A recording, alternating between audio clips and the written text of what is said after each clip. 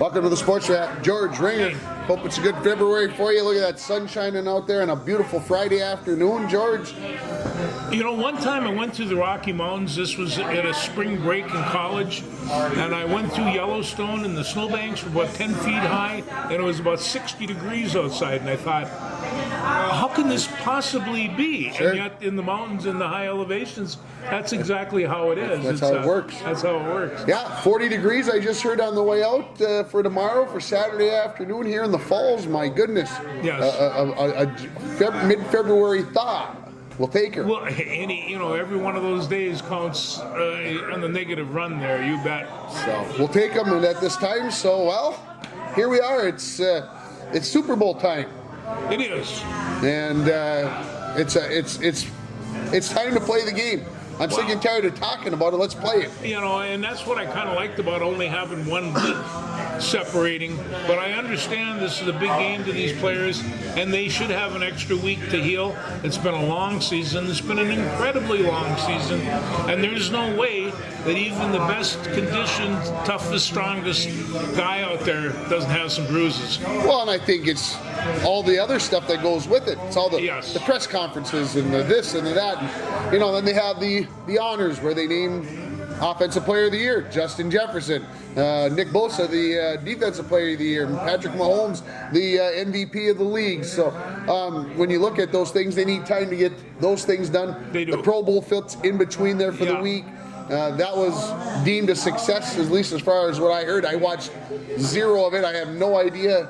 I heard the NFC won the flag football. The flag football? So I'm not sure what that's about, but what was really kind of amazing? They were out there playing. The stands were full.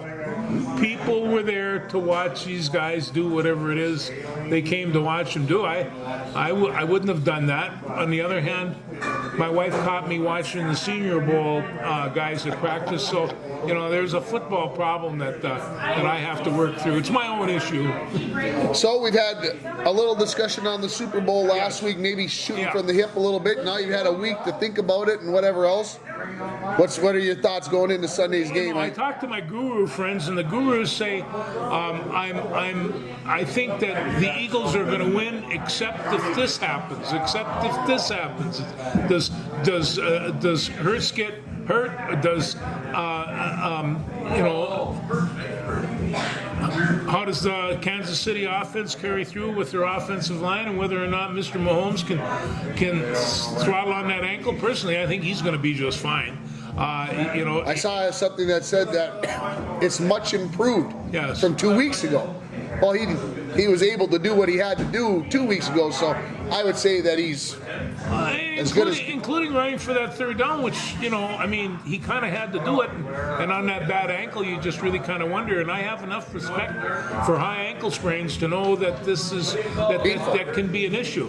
He is one tough kid. I got to give him that. And he knows it's the time of the year that sometimes guts comes out, and that's what he's doing. That's what he's showing. Now, in terms of MVP, I don't know who deserves it more, except for maybe Mr. Jefferson. But I have to say I was a little surprised.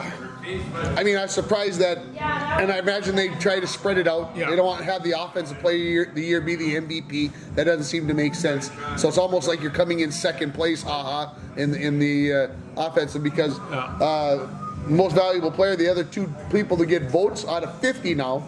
Josh Allen got 1, Jalen Hurts got 1, and Mahomes got 48. So I think that's pretty convincing. Well, I think it is too. And then like you talk about, at that point in time, some defensive people come in like Nick Bosa, who had an incredible year. 18 and a half sacks. And Aaron Donald had the same kind of year the year before. These defensive linemen, thank goodness nobody trained me to play those positions. It's amazing what they do with them. And defenses now are not static at all. They are all over the place. 4 times in the Super Bowl era, the league MVP has played the quarterback, or when the quarterback's been the MVP, I want to get that straight, and the other team in the Super Bowl has a quarterback that's in second place. Okay, so the two quarterbacks that are in first and second place, I'll get it straight so you understand what I'm saying. Guess what's happened the last 3 times? The guy in second place has won the Super Bowl all 3 times. Well, you know, and like it came up, Kansas City. I mean, they won the Super Bowl by a really stupid penalty, you know, and was able to sneak in a distance field goal. Yep. But really stupid penalty. Yep. That game would have been won in Cincinnati if you played in the bowl. Yeah. Yeah. So we might be talking about. Yeah, I think. Like I said, is Mahomes healthy? Yes. Does Philadelphia have a great defense? Yes. Yes. Okay.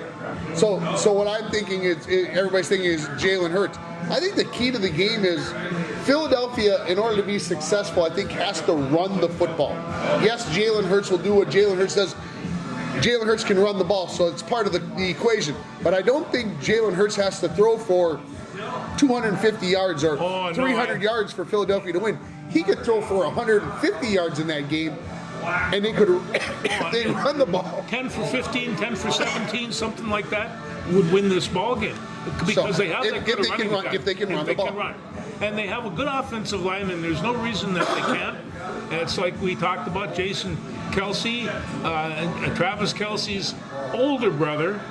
He's the offensive line key there at center, and that's a great offensive line. It's a great defensive line. I just imagine practices get a little sharp when those two will get going together because, offense and defense, sometimes they never really liked each other. Okay, so who are you taking? I'm going to go with Philadelphia. He's sticking with Philadelphia. I'm going to stick with Philadelphia. I'm sticking with the Chiefs. Yeah. I just think Mahomes, and I've heard nobody say anything about the receivers not being ready to go, and obviously that was a concern in the Cincinnati game when their receiving core was basically down to 2 guys or whatever it was. Mahomes gets the job done. He finds a way to win it. And I think I want to say 31-27. I want to think that it's going to be that high scoring, even though Philly's got a pretty good defense. Yeah. But I think that's where it's going to end up.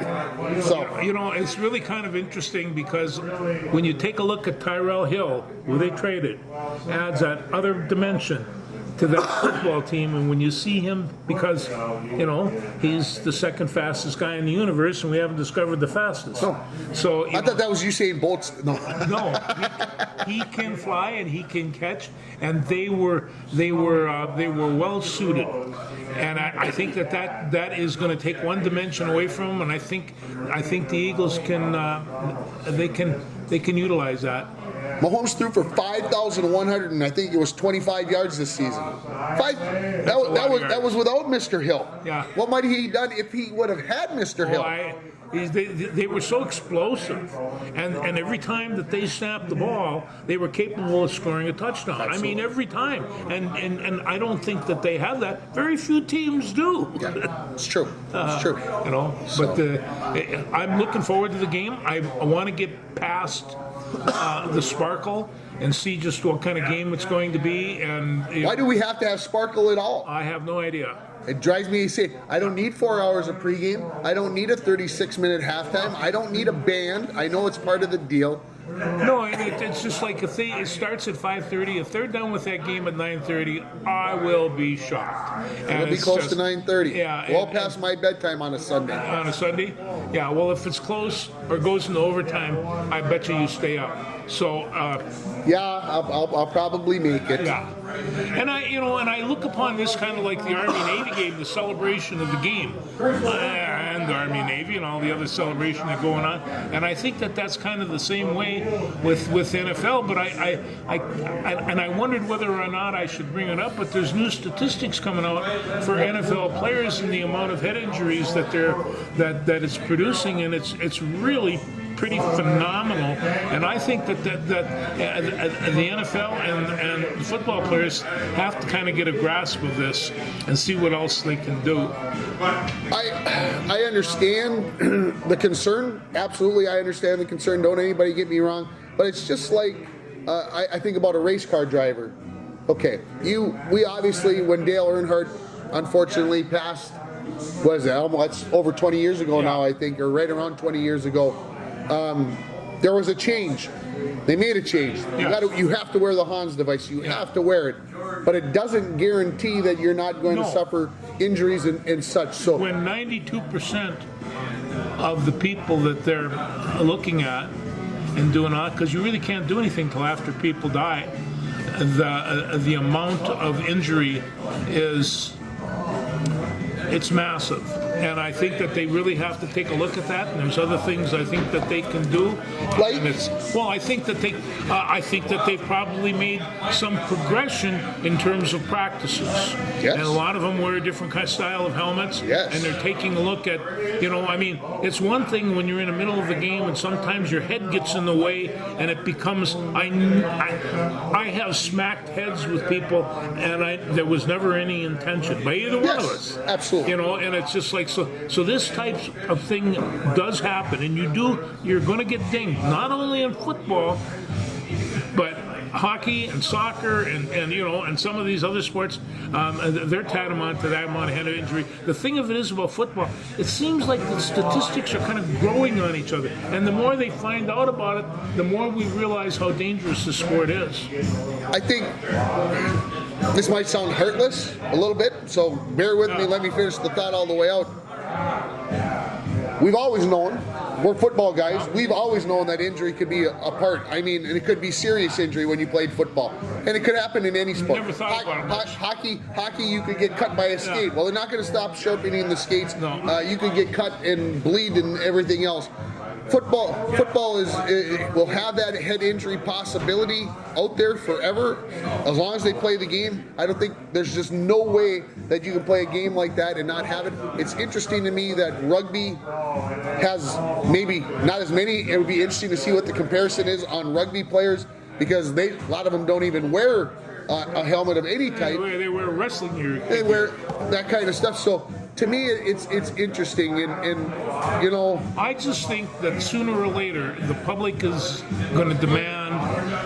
Right now, Teddy Roosevelt did that in 1905. I understand that, but right now the NFL is not putting all the information that should be. I think I understand where you're going with it. They're not being totally truthful. No, they're not, and somewhere along the line, it really should come up to these guys. Hey, 90% of you are probably going to have hip injury before you're done. And it's just, hey, Tim, you and I played to a certain level.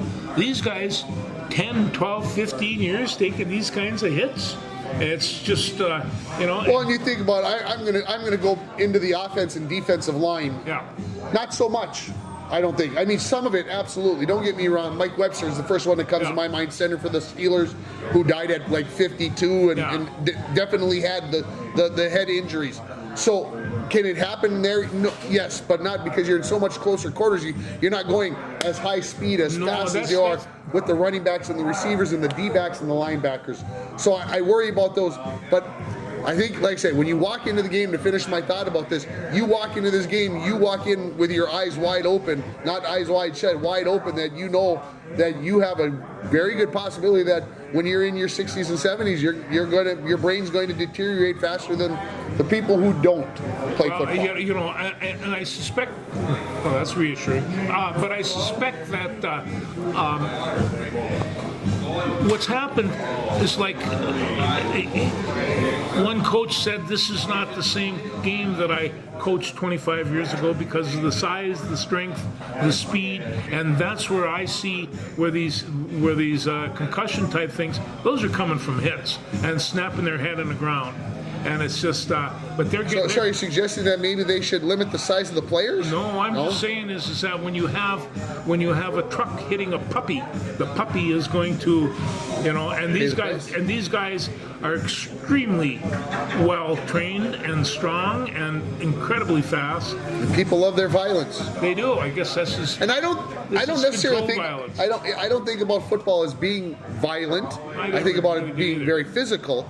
But some people might put it in the violent category, and there are obviously some of those hits that are. But I think about the equipment that you played in, compared to the equipment that I played in, compared to the equipment that they play in now. Yeah. Oh my goodness! I see those helmets. The helmets. I mean, they are really. People are saying they're not good enough yet, and I'm like, unless you made the cushion so it looked like a mushroom on the top. I don't know what.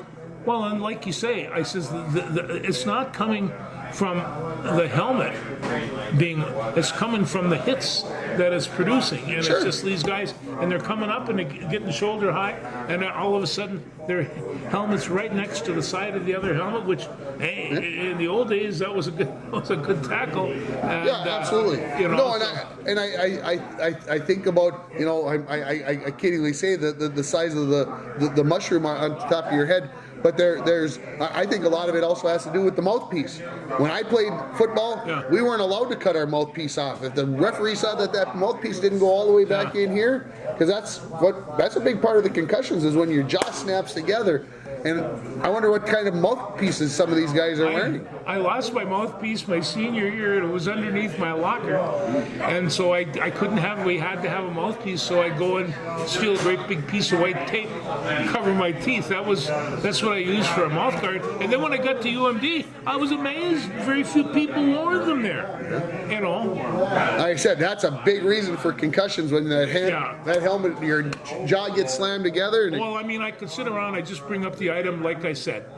If they were handing out equipment and I was 16 years old, I'd be standing in line, and that's and then there is a certain love for the game. It's just it was how I was raised, so it worked out pretty well for me. But this is going to be an ongoing issue. It is not going to go away. Go Chefs! Nice weather in Arizona, I see. Go Chefs! Go Chefs! Go Chefs! So that was that one commercial. Yeah. Not going anywhere. So let's move on to basketball. Let's do that. I wish I'd have taken the time to write down all of the trades that were done at the trade deadline yesterday. It was absolutely nuts, and of course the biggest one probably for fans here in Minnesota was that D'Angelo Russell is no longer a Timberwolf, and we now have Mike Conley Jr. And you asked me earlier today what kind of player is Conley? Well, Conley's not as dynamic as D'Angelo Russell. Let's get that right out of the way. I don't think Mike Conley's going to start going out there and putting up 24 points a game but or whatever. He's a point guard.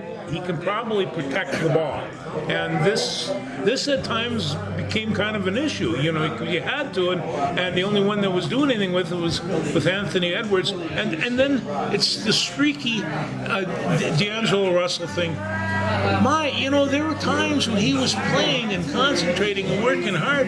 He was as good as anybody on the court. When he was on, he was on. He could be awful though. At times, I mean basketball-wise. Well, and that's what you're going to get from Mike Conley is somebody that can handle the ball, distribute it a little bit, and maybe distribute it in a way that Rudy Gobert can catch it. Well, yeah, that's the report that I mentioned to you. I was reading Twitter last night, and this I believe was from Chip Scoggins, I believe, or one of the beat writers for the Star Tribune. I think it's not Scoggins. I can't think of his name right now. I apologize. Anyway, he basically said that the rift between D'Angelo Russell and Rudy Gobert was basically at a point where they couldn't coexist on the floor. They basically said it this way: Rudy is a very sensitive guy. Apparently he is. So you know how he reacted when the fans booed back in, I think, November or December, and he said, no, you shouldn't be booing us. So a sensitive guy, okay. As soon as D'Angelo, he didn't catch a few of D'Angelo's passes and missed some bunnies that he probably should have made, and everybody might agree that, Rudy hasn't had the great year that we would all like him to have, and that it had come down to the point where one of them had to go, and obviously it wasn't going to be Rudy Gobert that was going to go anywhere because we just traded the franchise basically for him. So they did, and they're betting a lot of the franchise on him. So it doesn't really matter. But now you got to remember that the reason why D'Angelo Russell was here in the first place was because Karl Anthony Towns and him are good buddies. Yeah. And now D'Angelo's gone, and Karl's still here, and we don't know when Karl's going to come back this season, if ever. And we know that he's not going to be traded anymore because the trade deadline is gone. Well, when they got rid of him, the first thing that they did was they went. Who would they play? They went to spank somebody, Utah, and my good friend Noel went out there and hit about 20, and and some of these other guys that that don't get much court time, they can score. They run the court well. I've always thought they were fast. They always had a fairly good bench. There's no reason for them not to piece this thing together. They've won 25 games. They're 30 and 28 right now. 28. And in 8th place, unfortunately, with that winning record. But that could change. They could be in 4th place in a couple of days if they win a few games in a row. They get Memphis tonight. And they beat Memphis the last time. They beat Memphis the last time. This one is in Memphis, and of course, Ja Morant, your boy, he's having a little trouble. He has. He's got some issues going on. I think they're distracted. I think the last time I checked, Memphis had only won twice in the last 10 games. Yeah, they're maybe feeling that pressure of being a top team and going through everything. Having said that, now the Timberwolves will probably lose by about 42 tonight to them. That's because I said that out loud. I probably shouldn't have done that. But having said, I think this trade, with what came out after the trade about D'Angelo and Rudy not being able to coexist, or that something had to change. Something had to go. And that might be an indication of what was going on with him and Cat too. I mean, it's just could be. It's right now. People are saying Cat who, and there's talent on this team, and 5 people can win the whole deal. Yeah. Conley, they said, is going to help the younger guys. He's more of that coachable guy. He's the guy who does that coachable type things. So we'll see how that all pans out. Probably the biggest trade, obviously, though, was overnight from Wednesday night into Thursday morning. I got a notification at 1:23 in the morning that said that Kevin Durant had been traded to the Phoenix Suns, and I'm like, I knew that you've got to be beeping me, and I'm like, no way. Well, they got 2 players, 2 decent players, and 4 number ones. Yes. Over the next 5 or 6 years, and then they swap picks in 28. Does that sound like a good deal to you? I'd like Kevin Durant to be on my team. I would love Kevin Durant to be on my team. I don't have a problem with Kevin. What bothers me about Kevin of late is he went to Brooklyn and they brought in all these guys and they couldn't pull it together. No, they couldn't. So is Kevin Durant the problem? Is Kyrie Irving the problem? Was James Harden the problem? Were all 3 of them egos too big? Kevin Durant won championships with Golden State. And really since then, I would say hasn't done anything because they haven't won a whole lot. Obviously, he's still a dynamic player. What I found interesting was when I had ESPN on this morning, there was a guy on there touting how great he is defensively. And I'm like, and he explained, he says, well, he's 7 feet tall. And I'm like, okay. He doesn't like the paint very much, so. But do I see him blocking shots? Do I see him picking up the best best guy for the other team? So then he let the 2 other guys on the panel speak their piece, and all they did was talk about his offense. And he was just like, he's like, guys, you got to talk about his defense. And I'm like, no, there's a reason why they're not talking about his defense, because he doesn't do it a whole lot. No, I'm sure he's a fair defensive player. Like I said, being 7 feet tall, and he's got arms that are way longer than what I can even reach. So don't get me wrong. Is he decent? Sure. But is he the stopper? I don't think so. No. So Phoenix has been playing better of late, by the way. And now that they put KD into the mix, they are definitely a threat to Denver and to Golden State in the West. It makes it more interesting. It, in my mind, opens up the East completely wide open for Boston. Boston has got to be going, holy crap, we're going to the finals again. Because who's going to stop us? Because it could be Milwaukee. Obviously, Giannis Antetokounmpo is still sitting out there, and Milwaukee can turn it on and play very well. But now you've blown up the Brooklyn Nets. And it's too bad, that showed promise. They had a nice arena. They had the whole deal. They got Brooklyn, for crying out loud, and they haven't been able to piece that team together yet, and it's too bad. It won't happen this year, and I don't think it's going to happen for a while. No, it takes a while to that, especially if they bring in all those superstars and they don't pan out. What's going to happen next? Takes a while. It does. All right. Are we done talking pro basketball? We can be done. Besides the fact that the Wolves beat Denver by 30 points on Sunday night, and the next night or 2 nights later, they lost by 34. Yeah. But, of course, there was one little difference between those two What games. was that difference? Well, there's this guy named, I don't know if you've heard of him, the 2-time defending MVP, Yeah, Nikola Jokic. Have you heard of him? Jokic. He had a triple-double at halftime. He played the second game and he was well rested. Nikola Jokic is a pretty fair ball player. He is. You know how I like Luka Doncic, but Nikola might be better. He makes Denver very difficult. So anyway, let's talk college basketball for a second. We can. It only takes long. They won't take long. Yeah. The Gopher men. They just, I'm afraid of what might be happening on this team as they lose by bigger and bigger margins.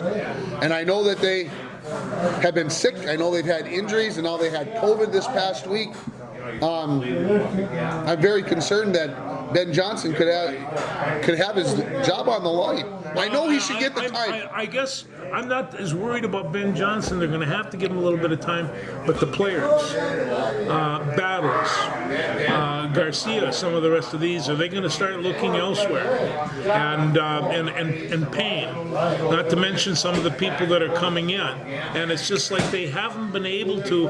I mean, the guys that they brought in the last 2 or 3 years, they really haven't been able to utilize. And so, except for Battles, and the rest of them are all youngsters. And so that just kind of takes time for that whole thing to work out. And I think they're going to give Johnson the time, but I'm not sure that he's not going to have to piece together a team every year, and that's going to take a longer. Yeah, I hope the dynamics within the team aren't the way that I'm reading it. I'm hoping that it's better. Exactly.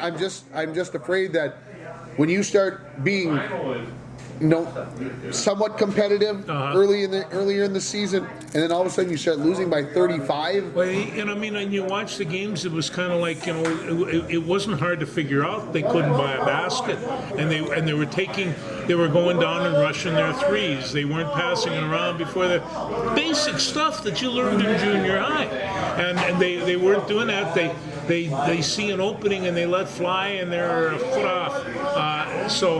And they're the worst in the league and in the nation in free throws. There's, I don't know, if you're a basketball coach and your free throws are down at the bottom, what would you do to attempt to rectify that? Shoot more free throws. I think that might be one, yeah. And they say you can't make a free throw shorter during the season, but you can definitely improve a little bit, for heaven's sake. You can. It's an interesting conversation that I had with the head coach here at Rainy River, Bill Engel. He was talking to me about there are 4 factors that they say really determine whether you're going to win or lose games. Those 4 factors are effective field goal percentage, which I don't want to get into because I need a chalkboard or a whiteboard and all this other stuff. Numbers. The number of free throws shot, the number of free throws made, and the number of shots you attempt in the game. Wow. Those are the 4 things that pretty much decide who's going to win or lose. If you win 3 out of 4 of those, you probably are going to win the game. So the whole idea of the conversation with the Gophers is they don't shoot a lot of free throws, and they're horrible at them. Well, they've already lost 2 of the aspects. They lost 2 of it. And all of a sudden they're sitting up and they're counting on the threes. They hit 2 or 3 of them, and then they don't hit one for the rest of the quarter. It kills them, and it's you see that, and it's kind of, geez, guys, move the ball, play defense. And there used to be a thing, if your offense wasn't working, you played harder defense to get turnovers, to get the ball, to get easier shots. And it's just so you get some layups, so you don't have to be shooting threes. Yes, all those things. That is why I'm concerned about Ben Johnson right now, because right now they're not playing well defensively. No. And if you can't get your guys to play well defensively, that tells me that they've lost faith in you and what you're doing. Well, we'll see what happens. I think they canceled the Illinois game. I'm not sure. I'm sure they'll probably make that one up on the 20th, Monday the 20th. Yep. Okay, so they'll make that one up, and if they get Garcia back, that'll definitely help. And if you take a look at a couple of the games they dropped by 18 or 19, well, Garcia was averaging 21, 22. He was up there, but you can't count on one guy. No. He's got to make Jamison Battle better, and Battle's going to have to make Payne better, and it's just like, and they really haven't. I mean, there was times they had a hard time getting the ball down the court, and it's just you got to have guards that can do that. Yeah. Women got throttled the other night by Ohio State. Not a big surprise that Ohio State did that, because they're probably a top 10 team, even though they had lost 3 out of their last 4 or 4 out of their last 5, whatever it is. But the women got smacked around too, so it's tough watching Gopher basketball right now. It really is, and it's and especially, you know, I mean, Lindsay Whalen, we all know she's the hero of Minnesota. She just gets into the Hall of Fame, and she is getting more than her share of spark as well. And I think with her, she's going to really be counting on the influx of freshmen that she has coming in next year. It's really a good list, and I think she's going to do well with that list. I think she has the right kind of charisma and football knowledge or basketball knowledge to bring this team around.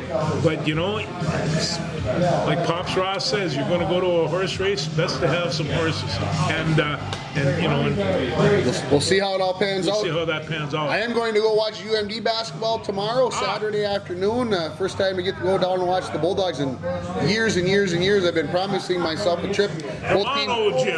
Both teams ranked in the top 20 in the nation, so I'm looking forward to it. They are kind of playing a cupcake tomorrow, so we should get to see them pulling the living bejeebers out of there. But we'll see what happens. I'm looking forward to it, and getting down there to get a chance to watch the Bulldog basketball teams, as the Bulldog men have the weekend off after they got bashed by Western Michigan. And I was talking with Jimmy Knapp the other night at the boys hockey game, and he said, Western Michigan. I said, geez, I said, they lost 2 to Western. He says, no shame in that, Tim. He said Western Michigan might be the best team in the NCHC, and I'm like, he made me feel a little bit better. You know, we actually should get him on the show, because be fun. Jimmy Knapp used to live across the street from me as a kid, and good man. Yeah. He's a good man. So, anyway, so there's college basketball. That must lead our conversation into hockey. Yes. And the Minnesota Wild, speaking of ugliness, 3 come out of the All-Star break and lost 3 straight. Well, and everybody's starting to wonder why you're not dipping into the talent in Iowa. And you know what I mean, far be it for me to try to be a manager of a hockey team, for crying out loud, but you would think, after what has happened over the last 3 games since Monday, losing in Arizona, losing in Dallas, and then getting the bejeebers pounded out of them last night by Vegas, you would think that if they felt that Rossi was ready, he'd have his buns up here. I would think. So. I would think they would too. But apparently they don't think he's ready, and that's what. At least that's my perception. My perception of it, that if he was ready, he'd be here. But well, and I mean, this happened to Baldy just a couple of years ago. You know, Baldy, and you know, is he going to be ready? And then, slow, and all of a sudden, bam! Of course, I think he scored his first night on the ice, so that always helps. Yeah, and I don't want to start throwing the baby out with the bathwater, as they say, that we're in a bad spot. The Arizona loss was a tough one. Don't get me wrong. Up 2-1 after the second period, going to the third. Dallas is the top team in the conference. Las Vegas is the top team in the conference. So it's no fun to lose those games, but they do happen. So they do. Yeah. What do you got for notes? I'll tell you, you know what I did on Friday nights? Friday nights are beautiful. The college wrestling starts at 6 o'clock and doesn't end until 10. So we have at least 10, probably later, depending on what we had. But I watched Iowa and Penn State, and I watched Minnesota and Iowa last week. Hey, actually, that wasn't bad. 18-13. That was way closer than I thought it was going to be. Well, it did. The 4 weights that they kind of give them, and then they put out the backup for a heavyweight. They did. Okay, I was running to Cassiope. Cassiope did not. Okay, I didn't go check, but I kind of figured that was the deal. But Garrett Jones is the heavyweight. He's small. He's really, really fast. He's up from a 98 pounder, 198 pounds. So he's putting on the muscle. He probably goes about 220, 225. But now it seems like Mason Parrish and some of these great big heavyweights that Michigan have and stuff, there's some lighter weights, and they're wrestling really, really well, and they're fun to watch. They're really, really fun to watch. And they wrestle Wisconsin on Saturday, which is always fun. Cheeseheads. And Wisconsin. Bucky. Yeah, they bite. We know this. We know that they bite. But Okay, before you get in, yeah. who's wrestling tonight? Because I have a Friday night off. I'm not going anywhere tonight, so who can I turn the TV on? Who am I going to watch tonight? Do you know? No, let me see. I'm not sure that Okay. I do, but it might be somebody like Michigan and Northwestern, and but I think pretty sure Michigan's wrestling. Because tonight. UND hockey's got the night off, so Yeah. I mean the Wild aren't playing. So I mean, The Gophers don't wrestle till tomorrow. yeah. Well, you got to get to watch that. So. Well, what can I say? It's time to drink beer. What else do we got to discuss? I went down to Bemidji, and I'm going to tell you right now, Bemidji has the hottest little high school wrestling team I've seen in a while. And they have they have a guy named Seth Newby and another guy named Dane Jorgensen. They're at 65 and 71, and these guys are crunchers. Newby has 150 pins. I saw him. I watched him wrestle twice this year, and he stuck him in the first period both times. And Dane Jorgensen, he's not as smooth as Newby, but is he nasty when he gets on the court? Just has a real meaning about what he's trying to do. And I most enjoyed the beginning of the match. It was senior day. They all got around the mat, and all the little kids ran around, led by a 4-year-old 20-pounder. And she had a nasty look to her eye. I'm sure that she'd been beaten up on her older brothers or her dad or somebody, and she led the way of all these wrestlers. Wrestling, my friend, is changing, and there's no two ways about it. The girls are there. Our friend Evan Umdahl's girl, potential state champion, Kylie Dunnett, and she hyperextended an elbow, and she probably has to have Tommy John surgery. She's going to have a Tommy John surgery from wrestling. Yeah. Tore the UCL ligament in her elbow, and will be out. Like I said, a chance ranked number 1 in the state. Yeah. And she's gone at her weight class. So we feel for you, Kylie. George and I used the word on during our earlier in the day that we can't say on the air here. So it's too bad. No, it is. Anyway, injuries got a really happen. good team, and Ranspar's got that bunch together. They're down in Hastings this weekend. Everybody's cutting down to their tournament weight, and they have a couple of holes in this lineup, but not many. They have 5 of the top-ranked wrestlers in each one of their weight divisions, so they've got a good team. Now the thing of it is, when they go down and match these other teams like Shakopee and stuff, Shakopee not only has rated wrestlers, they might have 4 or 5 returning state champions, and so that's where they run into the thing. The competition gets real good, but I got to congratulate Coach Marr. He's got a great crew there, and he's got a really nice coaching staff as well. Not this weekend, but next weekend is the team, right? Yeah. And then the following weekend is the individuals for high school wrestling. So. Yeah, there's things going to be going on. Yeah, the playoffs are here. Girls hockey playoffs got started this week. The Bronco girls lost 7-0 at Thief River Falls, a team they had lost to 11-0 earlier in the year. And I will say, I will say this: Thief River Falls did not call off the horses in any stretch of the imagination. They maybe brought their 4th line out player a little bit more, maybe that they didn't do in the first couple periods, but they took it after the Broncos, and the Broncos hung in there. It was 1-0 after the first period, and they had been outshot. I think it was 17-2 or 19-2, and you might say, well, they weren't really in it, but the shots that Thief River Falls had in the first period were way on the outside. Second period, they got them right in front of Maripel, and from where that girls' team was at the start of the year to where they were at the end of the year is. I tell you about this group of kids, and I talk about the 9th through the 12th graders. They really bought into this play with grit and attitude type thing, and I think that's what you're seeing in the girls' hockey team. They're out there giving it everything they got. and they're getting knocked down and getting themselves picked up. The 9th and 10th grade section of this football team this year, geez, talk about nasty underclassmen. These guys are ready to go, and I think in the rest of the sports too. But this grit attitude, it becomes contagious for all sports, and I like that's what's going on at Falls High. Boys hockey team picked up 2 huge wins this week. They beat Fort Francis 4-2 on Tuesday, which I was going to say the best game that I've seen all year, and it still is because I didn't get to watch the game last night. You're not the first one to say that. Last night they beat Greenway. Beat them earlier in the year. Yeah. They win this game by a score of 3-1. It's going to make for a very interesting seed meeting next week at some point because Greenway and the Falls now each have 1-1 on their home ice.